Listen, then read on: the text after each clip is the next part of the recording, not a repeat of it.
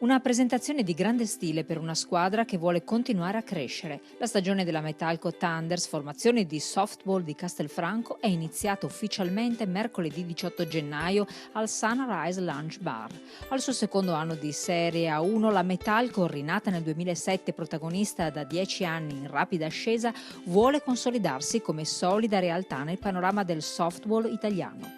Ecco perché il 2017 vuole essere l'anno della consacrazione, con la consapevolezza però che le realtà più durature vengono costruite passo dopo passo e grazie ad una sapiente programmazione. Stiamo facendo questo lavoro principalmente appunto per riuscire a dare un'immagine a questo sport superiore, per poter avere anche una facilità ovviamente di ragionare e lavorare a livello marketing con i nostri sponsor. Ecco perché la Metalco sta sviluppando un progetto a tutto tondo che dia ampia valorizzazione al settore giovanile e che parta dalle scuole, il vero bacino da cui pescare le campionesse di domani. È una rosa giovane quella che parteciperà al campionato e decisa a dare a tutti gli avversari del filo da torcere. Dopo il quinto posto dello scorso anno, il sogno è quello dei playoff. Obiettivo però duro, soprattutto perché le ragazze di Castelfranco sono inserite in un vero e proprio girone di ferro.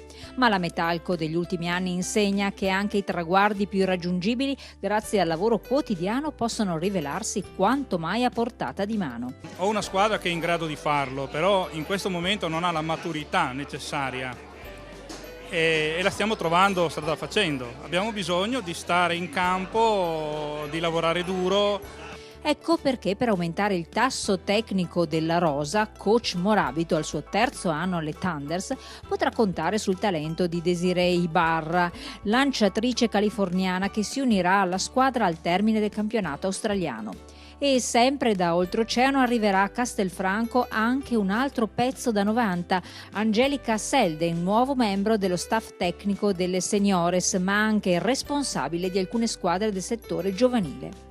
Un movimento sportivo, quello del softball, in rapida ascesa, rientra da poco nel programma olimpico, con l'obiettivo di crescere ancora e di ottenere una visibilità sempre maggiore. Il progetto di crescita si basa sull'aspetto fondamentale: fare reclutamento, far crescere il movimento, ripartire dalle scuole, abbassare l'età da cui si inizia a giocare a softball, ma ovviamente una maggiore specializzazione dei tecnici, e quindi segue questa strada. Insomma, chiunque volesse avvicinarsi e conoscere più da vicino baseball e softball è decisamente il benvenuto. Invito tutti i bambini e le bambine a provarlo, perlomeno. Se poi non sono soddisfatti possono sempre andare in altri sport, però almeno provarlo perché è molto bello, molto bello. Le dinamiche sono belle, si gioca d'estate col caldo.